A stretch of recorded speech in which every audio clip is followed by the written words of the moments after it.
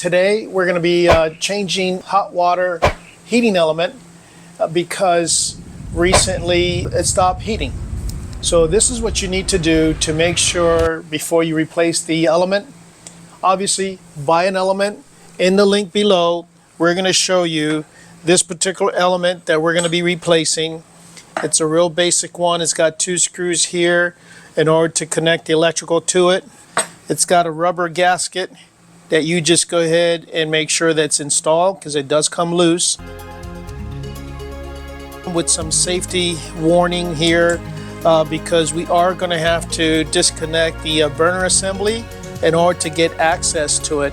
And there's this orifice that if you happen to have the models that's here, 953 40 1118 to 974400 950, those are the ranges. If you have a hot water heater Suburban hot water tank that's within that range, then you need to make sure that you install that orifice properly, because otherwise it can be very dangerous or even go up in flames. We don't want that happening.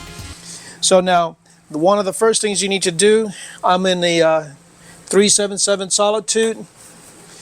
I got to go to my circuit breaker panel. We'll go here.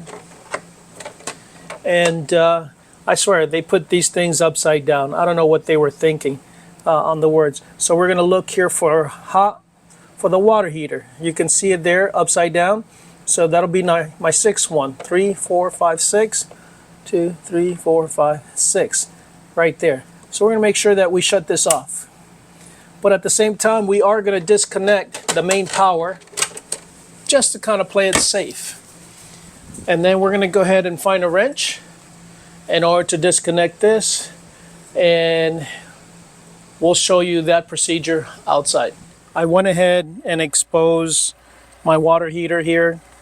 If you guys recall that I went ahead and changed the anode rod, and right here on the side is the model, and I verified with the paperwork that this is not the model that they're referring to about the orifice being careful.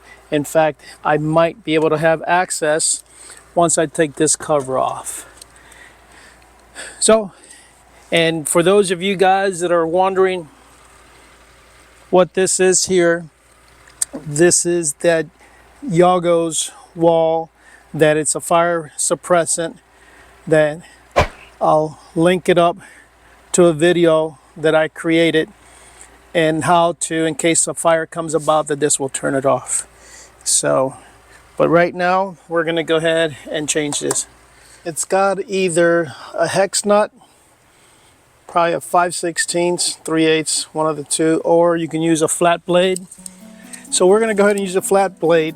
But now remember, I disconnected the power, the main power to the unit, and then my propane tank fired up to keep the refrigerator cool. So let's go ahead and unscrew this. So we are in September and it is still hot.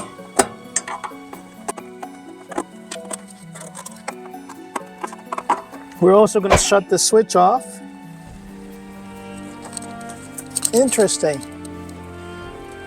My switch is not turning off, but at least I know I have the power and the breaker off.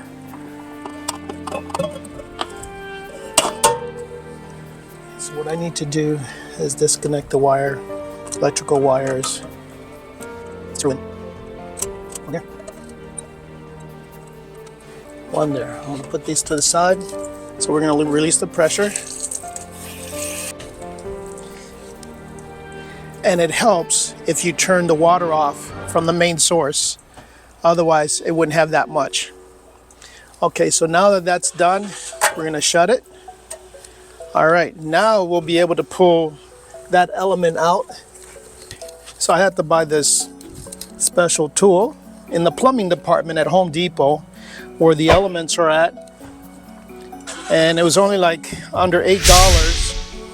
And it beats buying a socket that's almost 30 bucks if there was one. It was hard to find a socket. So it kind of goes like that, and you put the screwdriver in here for leverage.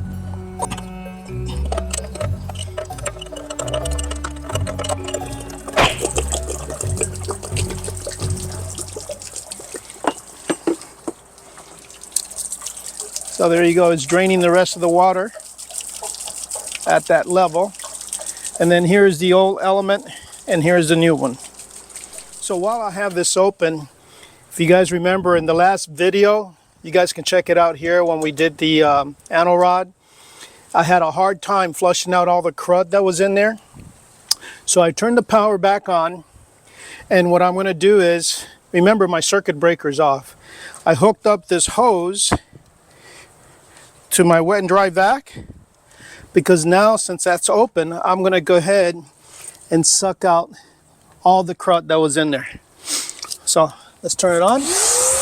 Hopefully this would work. I'm going to go in this angle. Oh yeah.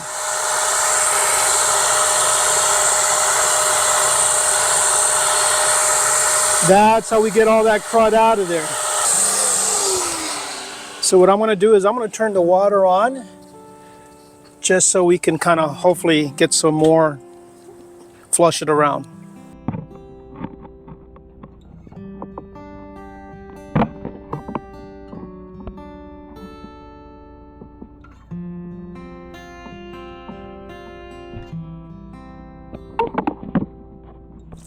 So here's this anode rod.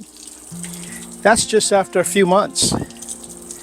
So you see how much has been affecting it, but we still got plenty left. All right.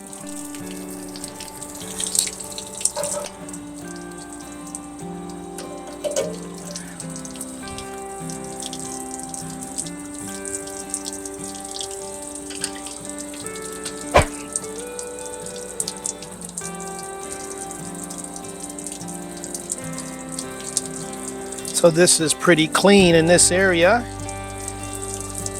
but you see it's over towards the right.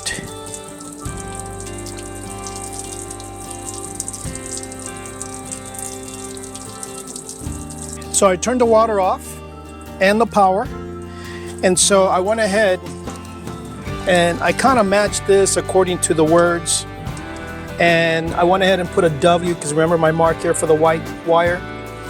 Now, I'm not sure if it makes a difference. I don't see any markings of what's negative and what's positive, but I'm just going to do it that way. So, here you go. Put it right here. It's a little heavy towards the end. I got to make sure that I don't cross thread it. There we go. So now I'm going to use this.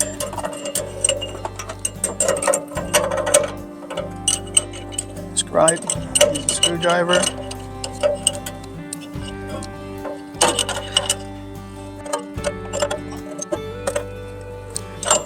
So it's kind of snug, it's not super tight. Now what I want to do is get these screws out of here. I'm going to use the new screws. Oh, I didn't realize that this had an open end. Got so much in my head. I'll put it there like that. Tighten her down. Now what I want to do is turn the water on. And my power's back on too. I don't want to turn the water heater just yet until all this water gets filled in the tank. So I just opened the valve, so the overflow comes in, so I know that that tank's got full of water.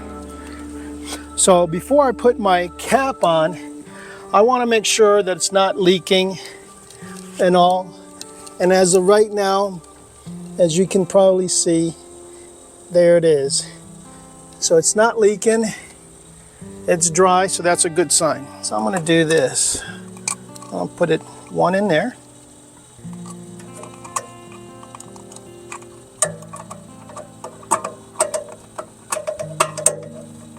I'm waiting for the water to overflow here, and then I can shut it off. So remember, this is a 12-gallon tank. These are reset buttons. So if you ever have an issue, check your breaker first, check your switch to make sure it's on, and then you can push these to reset to see if your heating element works. So that's what this is for here. So it's nice that this particular unit, I didn't have to remove this. On some units you do, and that's where you have to be careful with that orifice there, because this is where the propane comes and heats up your water in your water tank. This here is an exhaust, because you know heat comes to the top and it comes right out the grill. Oh, there you go. It's spitting. I'm going to let it spit for a little bit. So now that it's coming out nice, just going to shut it. We noticed that that switch was hard to turn on and off. That could be another cause while your hot water is not working. So we did notice that this switch is a 15 amp 120, and we did notice a little burn mark. So while I ordered this switch, which we have a link down below if you want to order ones, like $8, we went ahead and temporarily, I got a 20 amp fuse just so we can be able to have hot water and have it bypass. I did mark here the letter T, so I know that goes to the top of the switch. And this switch, to remove it, it has the barbs on top and bottom. So we just kind of pry it on top. Don't pry it on the side, it won't work. You got to go from the top and bottom to get it. And it's got this little rubber gasket that comes with it. So I made sure that the breaker's off. So we're going to take this fuse back out, and then we're going to go ahead, put this on the upright position, and that was my top, and this is my bottom. I'm going to make sure that put it the same way. So now it's connected. So what we're going to do is slide her in here.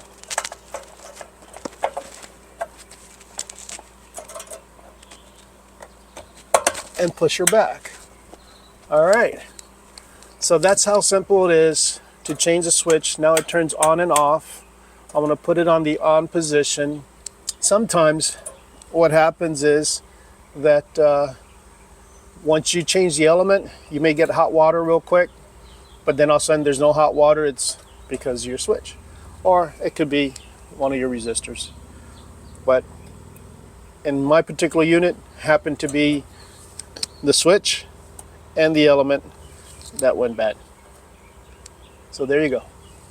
So now it's filled. Now I can feel comfortable putting the breaker back on, and I can turn my AC back on, and then I'll turn the hot water heater switch and then give it maybe another 15-20 minutes and test the water inside. So we'll see how that goes. Oops, yep. So there we go. We got our hot water. It's not like we need the hot water here in Florida, but we want to make sure it's working, especially when you're doing washing. When it comes to the hot water tank, you saw the video of all the crud that's in there. So having a hose hooking up to a vacuum, to a dry vac, it's kind of like the better way to go. And the reason why I didn't clean the rest is because I'm actually having my black tank and gray tank cleaned out professionally, and they're also going to go ahead and clean out the hot water tank while they're at it. So that's why I didn't worry about it too much. Otherwise I would have taken a wand and moved that around so it'll be closer to where my hose would be. If you like this video, then please give it a thumbs up, so like that the YouTube algorithm can go ahead and share it with everybody else in the YouTube world. Now, if you did like it, give us a comment down below and let us know how this video helped you out, and tell me what kind of project you tackle and what was it that you liked best about the video. The other things, remember, there were simple tools that you need, not a whole lot, and that was your screwdriver, the flat and Phillips, and then that special socket from Home Depot or Lowe's, and then you need the heating element, which if you happen to purchase it from my link, which I would appreciate if you did, it not only would cost you any more than you would normally go into Amazon, but it'll help our channel out by giving us just a small commission, and we would appreciate that. Now, there's a lot of videos that I've created that you can go into my channel, so subscribe and hit the all bell black button. So like that, if a latest video comes out, you'll be notified. But in my channel, I have about the how to change the anode, and also I have about those fire extinguishers that I put into certain locations throughout my RV in case a fire was to start. So check those videos out. Oh, and behind me, this cool panel, I have a video on how to put these things up, and this cool LED light strip here. So hopefully you guys will enjoy that. I know that it's helped a lot in keeping the noise down, especially when I do my video editing. So guys, I hope you enjoyed it, and we'll see you in the next video.